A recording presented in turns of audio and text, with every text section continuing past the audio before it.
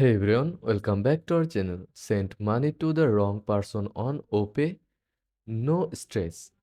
I will show you how to reverse it in just a few easy steps. Let's get started. First of all, open your OPay app and log in. Then go to your transaction history and find the payment you want to reverse. Then tap on the transaction and look for the report or dispute option.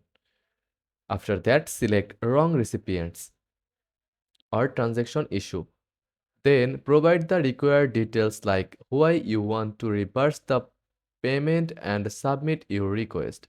OPay's support team will review your case and guide you further. And that's it. Remember, acting quickly increases your chances of reversing the transaction. For more tips, subscribe and hit the bell icon. Thanks for watching.